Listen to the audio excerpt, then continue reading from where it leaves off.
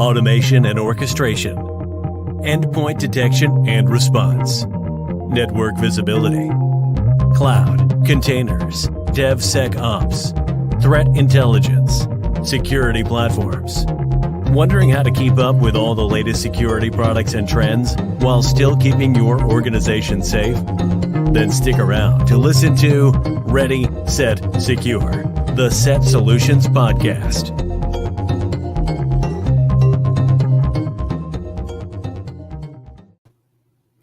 Hey, everybody. Welcome to episode 39 of Ready, Set, Secure, SET Solutions live stream and podcast. As usual, I'm Michael Farnham, CTO here at SET Solutions, like the banner right there says.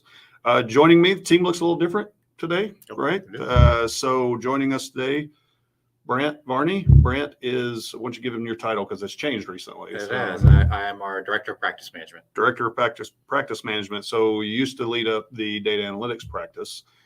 So we're talking about data analytics and security operations center stuff today. So we wanted to bring Brandt in to help talk about that. But our main star of the show, Paul K. Paul K is, again, the banner, senior security consultant here at SET Solutions. So why don't you give an intro about what you do here? Yeah, so pretty much focused on Splunk and data analytics. Currently working a lot in compliance. I've got a larger background in security operations center monitoring and setting those tools up. Okay. Pretty much anything that's thrown at me, but RAISE development as well. So I'm involved in the RAISE framework and RAISE situation. And if you don't know, we talked about it last week. I think it's one of the things I'm going to talk about. But we posted, we did a live stream last week on RAISE situation. If you have not seen that, we can put that link in the show notes after this is all posted.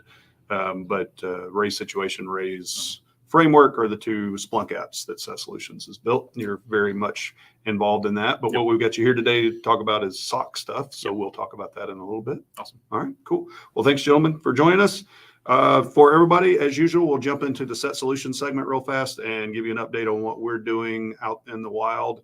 And then we'll get into news like we normally do. And then we'll talk about the main segment. So real fast on SET Solutions segment, we have got a lunch and learn tomorrow here in Houston. I'm going to be working with Expel and Lacework and talking about getting into multi-cloud environments and how do you get the logs out of that? How do you secure it? How do you manage it? So if you haven't seen that invite come across your desk from your SET Solutions account executive, please let them know that you'd like to be invited to that. That is tomorrow, but it's at a good place. I think that one's at McCormick and Smith's. So that's either fish or steak. Good stuff. We just got through doing rodeo stuff last week with the tent, but we will have a concert this week coming up with Tim McGraw, which is pretty cool. If you're an 1883 fan, that movie, he's been starring in that, him and his wife, Faith Hill. So that's going on. I think we're out of tickets on that. So I'm sorry if I'm torturing anybody who's a big Tim McGraw fan.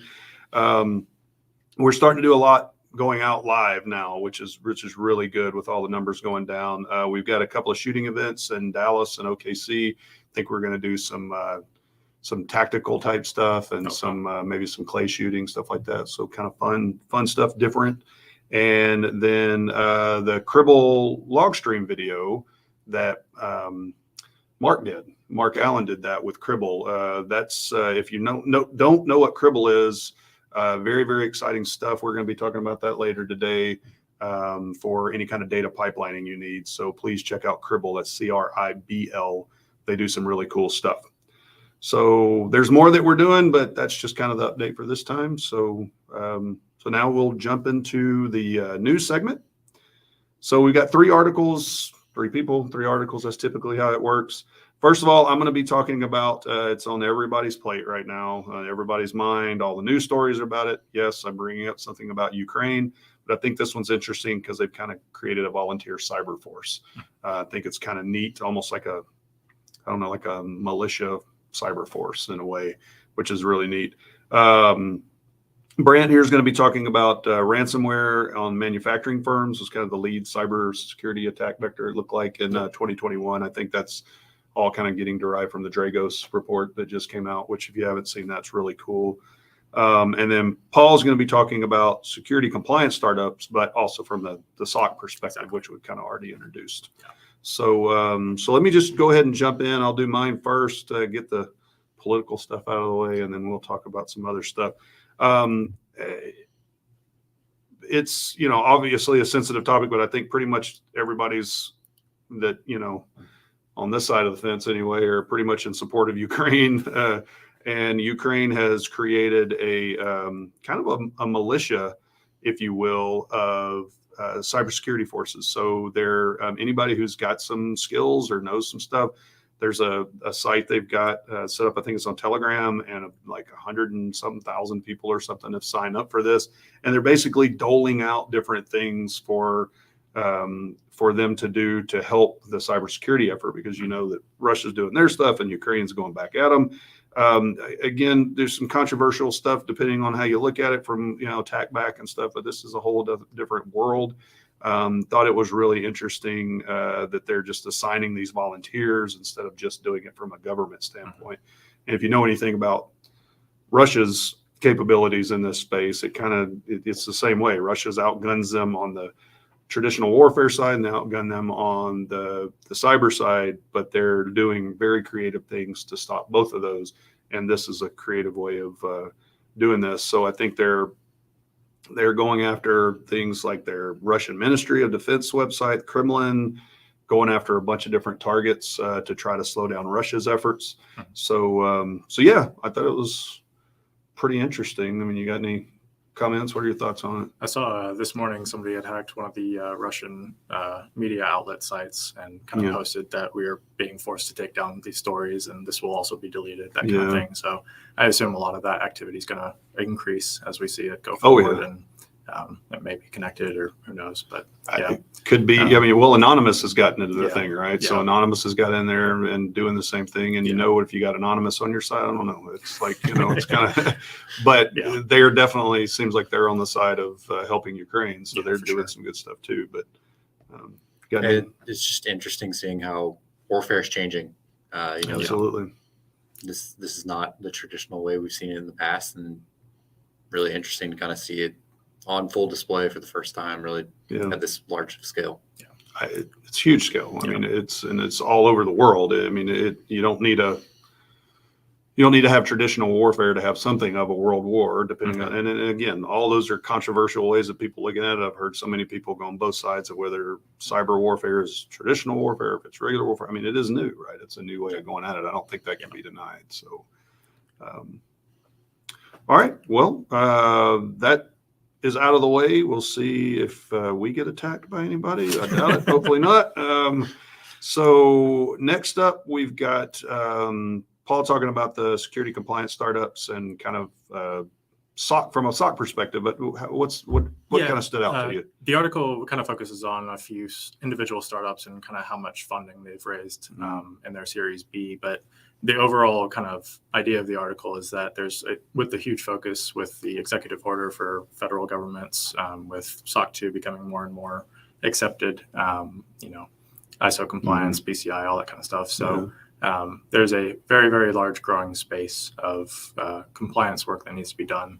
And it's kind of Pandora's box once you get into it, in terms of how much work there is involved in both setting the standards and doing the effort and automating and reporting. And I don't think as people begin to open that and unpack that, there's a lot more work than I think is understood currently to set that up and automate it and report on it. So I think it's a big space that is growing.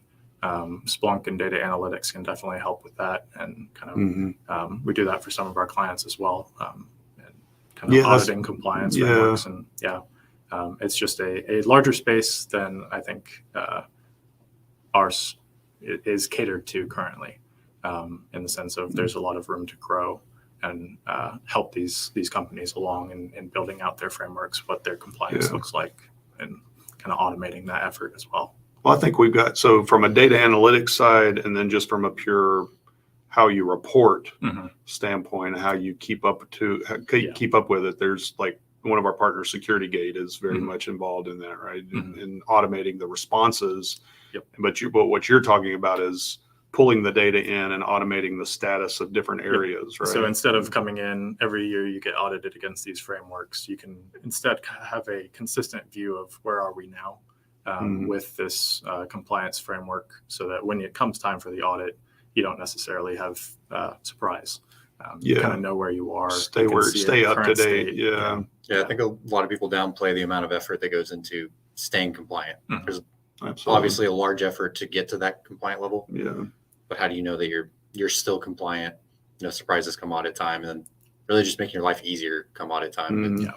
Well, I guess that'd be a question, and maybe we can cover it on the main segment. I don't know, because we can tend to get pretty long-winded in these segments. But from an auditor's perspective, I mean, how ready are they to take that feed from something to say, okay, yeah, you really are there, or do they, because I mean, it's almost like going to a simple tax format and getting rid of the need to have accountants do all the crazy stuff, right? I mean, it's the same way with auditors. If they don't have it's not an insult to auditors. I'm just saying if they're used to asking the questions, right? And going through the things, are they accepting of this kind of thing coming to them and maybe not having as much time that they have to spend on the audit? Does that make sense? Yeah. It would definitely save you some time come audit, when you can present not only here's where we are, but historically here's where we were.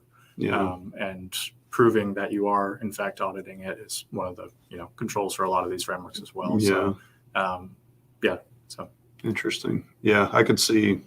I said a long time ago that I would buy any widget I needed just to get the auditor off my back. Yeah. And this seems like there's some people answering that call finally. Yeah. But I think we're at a point where we can do a lot more data analytics than we did when I said that back in 2005 or something. Yeah. So one of very these cool. Series B projects or businesses is a Linux distro specifically around compliance. So it's getting very, very granular to the point of we're going to build a whole OS around this to kind of help you. So almost an like the interesting space. Kali Linux type, very specialized for Exactly. something. That's interesting.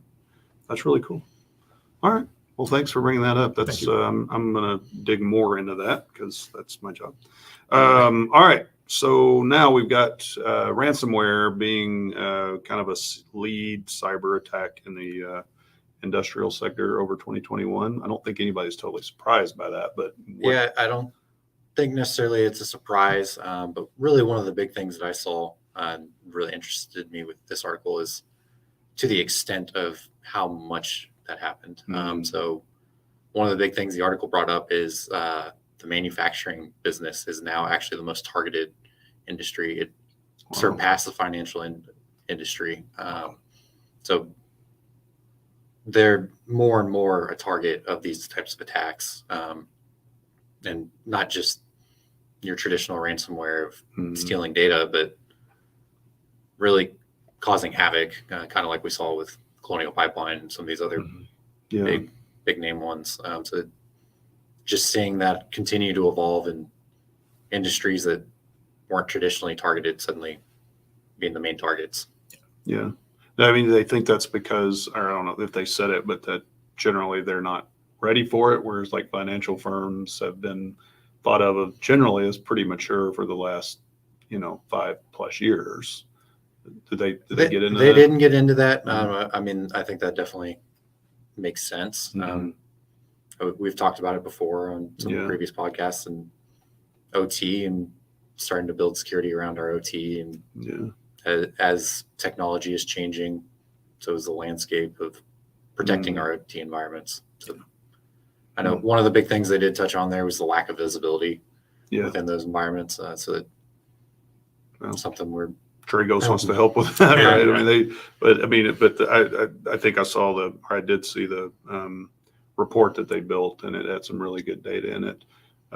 What I thought was really interesting too is that they, as part of the reason why they're going after them is because this Charles DeBeck from IBM says they're always targeting industries or organizations under pressure because pressure leads to better outcomes for payment for them. Yeah. So if you that's Colonial Pipeline. I mean, it wasn't the pipeline; it was their traditional IT stuff, but they wanted to just get it done and get it out of the way and get it paid for so they could get over it, right? Yeah, so, with all the supply chain issues going on right now, it can definitely demand a high price tag for keeping your operations going. Absolutely.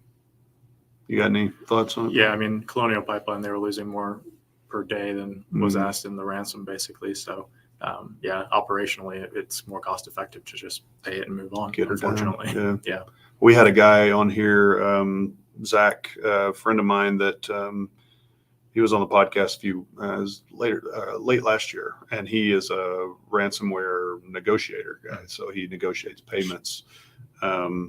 And I think he does it mostly for like East Asian type countries and stuff. But yeah, he said it's getting crazy out there. And I mean, that's all his job is just talk to them and try to negotiate a lower payment. It's like really interesting.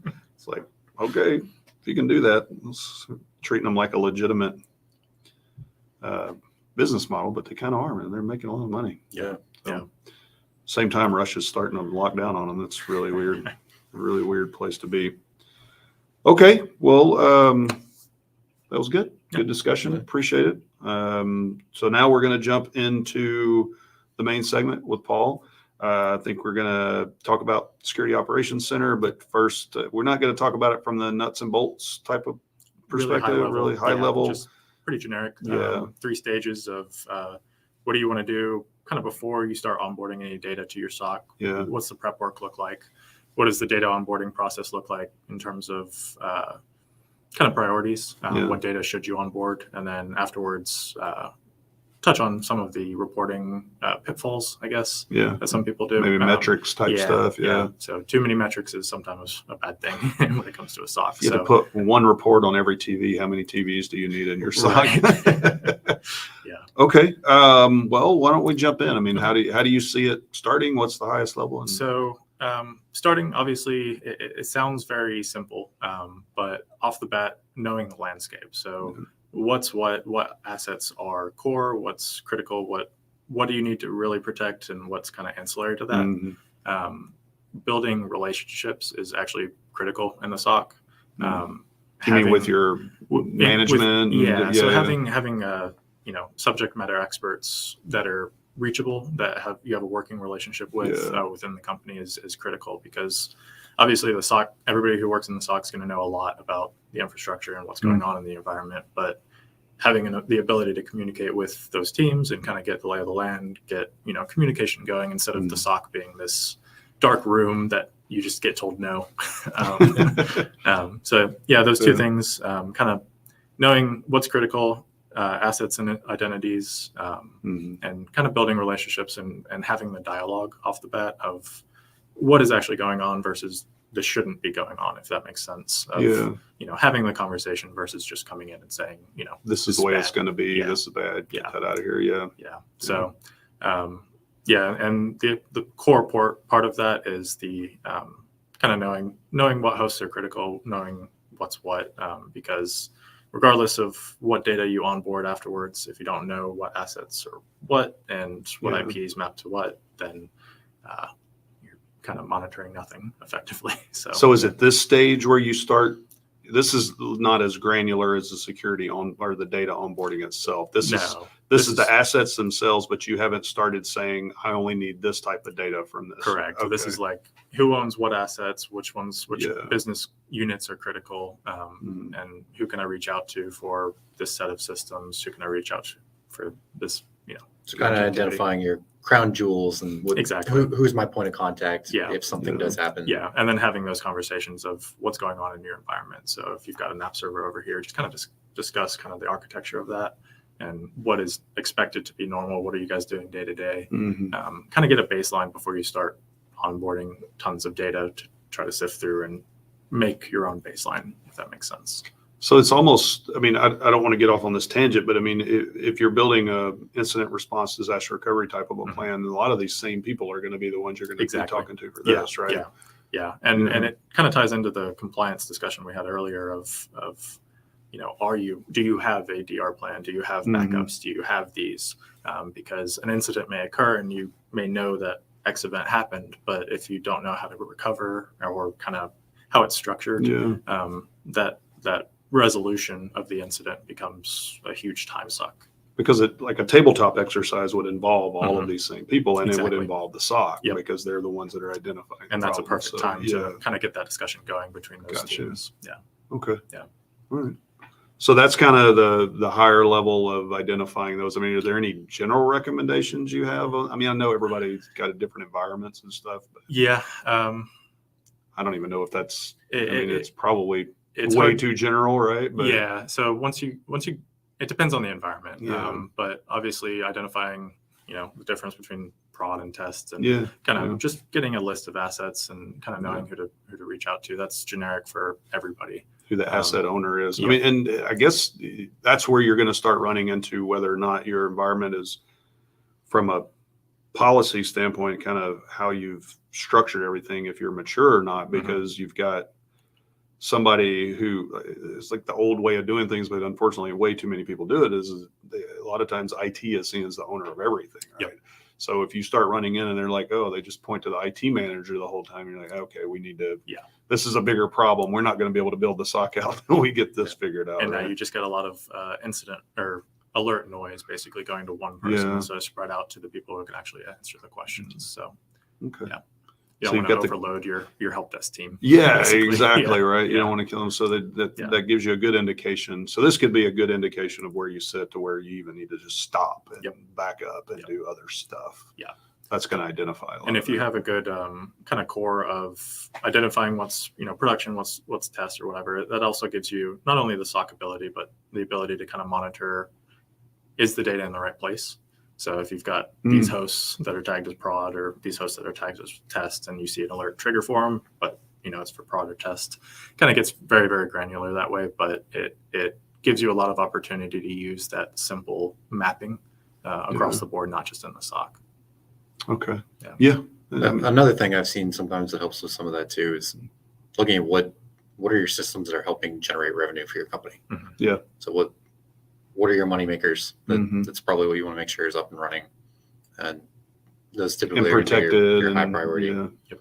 Well, I've always looked at it as two things. My two main criteria, and you can break this down however you want, but it's money makers, to your point. What's the majority of the revenue in your business? Mhm. And then what's going to cause damage to your business, even if that's not a high revenue. Yep. That's all the systems that carry, PII, even your internal customer data. If you have an outsourced HR or something and you're doing all of that internally, that's something you need to protect, right? So those are kind of your two: most damage just from a strict data standpoint, and most damage from a revenue standpoint. If you look at those two things, it's, I don't want to say easy, but at least it lets you narrow things down. Mm-hmm. So how do you do like, do you have a general way, or is there like a framework that you would recommend to measure those against to say this is high, or is it just strictly high, medium, low type thing? Yeah. Critical. It just depends. It depends on how big the organization is. If you have just prod or just test versus, prod, pre-prod, dev test, all these ancillary environments. Obviously your scale for what's critical and what's not is going to grow. But yeah, just, 1 to 3 kind of thing of low, medium, high. If you need to go outside of that, then do. But off the bat, keeping it as simple as possible is probably the best way to go. Gotcha. If you find use cases outside of that, then that's kind of where you differentiate. But kind of keeping it as simple and straightforward as possible as you go forward. Kind of my recommendation. Don't want to make it complex off the bat. Yeah. And if you need to go from there and build out, but I do think there's limits, right? You want to set some guardrails and say, don't, now we're just getting ridiculous with the minutia. Let's roll it back. Yeah. Okay. So is that function more of a SOC, whoever's running the SOC as to that defines that, or is that more of a everybody get together in a committee and that would be the roundtable exercise. If you're the owner of the asset, it's up to you to determine if it's critical or not. The SOC needs to know if it is or not, and that needs to be accurate. And it's ultimately down to the SOC to see that. But ultimately, it lies on the business owner effectively. Okay. So that's first level. We've identified everything. We know what's coming in. We've looked at all of our, even our securities over here. There's a bunch of firewalls in this space, firewalls here. Here's the endpoints. Next. Yeah, so now we get into actually bringing in the data to the SOC. you don't want to rush that stage. You don't want to just turn on everything and see what happens. I've seen so many SOCs. Why did our ingestion license just bottom out? Not just that, but just alert fatigue Yeah. and data, not coming in, not being parsed correctly. I've seen everything go wrong in that sense. You want to prioritize what's coming in. So obviously, kind of going along with our first discussion point of who's who and what's what. Authentication events, Active Directory, whatever it may be, authentication logs on the host themselves. You want to know when passwords are changed. You want to know when, users are logging in, users are logging out, new users are created. So all these various events of activity around credentials and user activity, I would say is priority, as well as secondary to that, obviously, is what security tools do you already have, right? So do you have intrusion detection? Do you have like anti-malware? You have Carbon Black, whatever it may be, whatever's already triggering or something there. Whatever's already triggering alerts. Go ahead and onboard those. They're monitoring your whole environment, so you don't necessarily have to grab all the logs from all the hosts off the bat. You can grab the security tools that give you the view of that to let you kind of begin to build the incident response method and begin to centralize that. And then you can start bringing on all these application logs and everything else that's kind of ancillary to that and general. It's going to be unique to what your environment looks like after that. Well, because we just went through this with a sizing exercise for a customer a couple of weeks ago, where it's all about knowing because it's the technical aspect, but it's, we joked about it before, but it's the licensing, right? All these tools are going to have a certain license level that you need to work on. Yeah. And before you even know what that license level is that you're going to buy, you need to have some kind of estimate of what all is going to come in there. Exactly. And you can immediately get to a ridiculously out of the stratosphere type of a level if you just try to bring everything in. So you've got to do some granular activity. And you're not going to be able to say, oh, I've got this type of host and it will always generate this amount of data. It depends on how active it is, how many people are on it, what it's doing. So going out there and trying to figure out, okay, I've got 500 hosts. How much data does that mean? It never works. Yeah. You need to bring in what's priority, what you know is priority, before just saying, okay, send me all the security logs. Well, if you don't know what's in there, then it's really not that useful to you until you do. So how does this, we talked about Cribble before. Cribble is pretty strong. And this is not a commercial for Cribble, by the way. They are not sponsoring this video, but it's a strong tech, right? And so they can help with that a lot, right? Yeah, and a lot of times just putting that control in front and really that's what it comes down to, is control of the data. So putting a pipeline, whether it's Cribble or you can use Kafka or any kind of options in the market, but really just having control of what's going through my environment, where's it going, shaping it. Another thing that we really didn't touch on, but a lot of times you have compliance reasons you need to bring in certain data. Sometimes you just need to hold on to it, even if you're not bringing it into your data analytics. You just need to have it somewhere. Yeah, exactly. So, do I dump that over in an S3 bucket or some cheap storage, and just having that control of your data? And sometimes, you mentioned EDR earlier. Maybe I just want the alerts from my EDR. Yeah. Later on, I'll go search through if I need the detailed logs. But exactly. Taking advantage of your other security tools, they're already doing some alerting for you. They're doing some of that analysis already. They're pulling some of that stuff and throwing it together. Why pull all of those logs out? Right. Yes. Especially when it comes down to onboarding firewall logs and network device logs. You will get absolutely flooded with stuff that you don't need to know about. And if you have Cribble or something like that in front of it, filtering out what is known to be normal, then that will help you quite a bit when you have to. Well, it's that same customer we're talking about that I talked about before. Looks like they had somebody come in and estimate what their ingestion rate was going to be, and they went just like completely out of the roof really fast because there was no granular assessment. It was just purely, here's the type of device you have, here's all the logs it's going to generate on a typical basis. And it's like, okay, well, if you're ready to pay about $4 million, then go ahead, but it's going to be really expensive. So so to your point, don't rush it, right? Go through the exercise, really look at the stuff and not just chunk everything out. Just because it's a firewall doesn't mean every single log that's coming out of it is going to be something you need to ingest. I learned that in about 98. But in addition to that, and you need to know what the data is coming in, but you also need to know, what do you do when you bring that data in? Yeah. So what's my response when I see this event? Great point. So if you're just bringing in data, just bring it in, you're not responding to it, you're really just eating up that license again. Yeah. Okay, let's use that then as a segue, if you're okay. Yeah. Since we're getting kind of close to time, to the metrics and reporting. Because one of the vanity metrics I've heard people say is, how many things do we have reporting? And put that on a big wall and send that to executives, and they go, "Ooh, you're doing a great job," but it really means nothing, right? Yeah, you kind of shoot yourself in the foot a little bit with that sometimes when you're providing too many metrics, because you can say I'm getting this number of logs, but you're also getting this number of incidents created by those logs, and it does not show too much of a maturity just to say, hey, we're onboarding a ton of data. What shows the maturity is kind of how you communicate the metrics.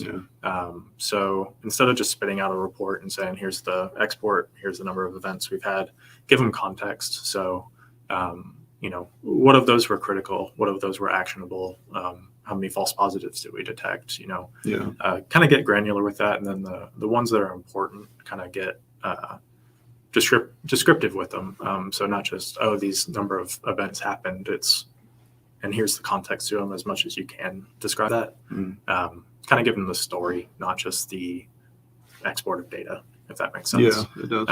And then when you end up, or I've seen a lot of SOCs end up with, just spitting out reports that nobody ends up actually reading because they're not really readable. They're just data. So not just giving the context to the report that you have, but also telling the story related to current events. So like the SolarWinds events, kind of give a context of like, yes, this happened. Everybody's aware of it. Here's what we've done to, make sure that we're not at risk. Here's what we've done to investigate. Here's the value of the SOC, basically. So have some tools that are capable of being fairly flexible in reporting and being able to specifically point to something like a Log4j or SolarWinds or something like that. Okay. And if you have like vulnerability scan data, don't just give them, we have this number of critical things. Align that with your patch schedule, right? So if you've got, severity 1 to 5, 5 being the most critical, we want to know about 3 to 5, but we don't necessarily want to know about below that. So kind of tune it according to whatever your compliance says it should be tuned to, whatever your patch schedule is. Don't just say, hey, we've got this number of critical vulnerabilities, say, and they were patched in X amount of time, and kind of give them the frame of reference of here's the problem and here's how we're fixing it. And here's how we're doing it, fixing it. Don't just give them like an SLA of we're expected to do this and we are meeting it, yes or no. It's not really that binary because, SOC monitoring is never really that binary. You got to dig into the event and kind of see what's going on. Any words about that? I think just to kind of add on a little bit, sometimes it's a balancing act of you're wanting to make your metrics look good, reduce the number of events, reduce the number of false positives, but at the same time, you're wanting to maximize your visibility in the environment. So sometimes you kind of play this balancing act of making the metrics look good versus actually getting the visibility that you want. So not necessarily incentivizing your team based on those metrics. When you want to see that improvement, but at the end of the day, it's visibility that you really care about and making sure you are protecting your environment. And being able to look at still be able to look at the data that you didn't necessarily throw in your analytics tool, but be able to look at that later and be able to do threat hunting on it as well. That data has to be captured just as much, in the metrics and reporting that go into that. It's okay. We've captured all of this data. We've been able to find something via going through to this S3 bucket that we captured all of our endpoint data in, and we were able to find it. that kind of stuff is pretty important too. I think that can be a good report to show if you do have an incident, this is how we did it. Mhm. So the executives can go, oh, we're paying for that S3 bucket for a reason, right? Yeah. So, And in those reports, if you do have like a critical event that happened, and say you reached out to a certain business unit and they were assistant in, either helping you kind of identify what happened, or, hey, we've got these logs that would have helped, or whatever it may be, kind of call that out in your, if you didn't capture it. exactly. Yeah. Kind of tell the story of, here's what we're doing short term and here's what we're doing long term, of like, we've been working with this business unit to get these critical logs in, and, here's what we plan to do in the future. Kind of get people involved in that That's process. great. Yeah. And you're also giving those business units some visibility and Exactly. show that they're helping. Yep. That's good to see, and that helps them get visibility to the executive level. Mhm. Well, great. Thank you very much. Thank you. This is this great rundown. I know we didn't have a whole lot of time, but I mean, this at a high level, this is fantastic. I think a lot of people can get some use out of that, and kind of going to your executive, if executive team, if you haven't built out a SOC or you're looking at that. Remember, there's also managed options you can do for SOC, and a lot of times they can help you. We got a great data analytics team and people that have built out SOCs, obviously, and help do that. So please let us know if you need help with that. We're here to help, here to do some work for you. So yeah, thank you very much, Paul, for joining us. Really appreciate it. Hopefully we'll see you again in the future. Yeah. Brandt, any parting words? No, I think I'm good today. No, we're good.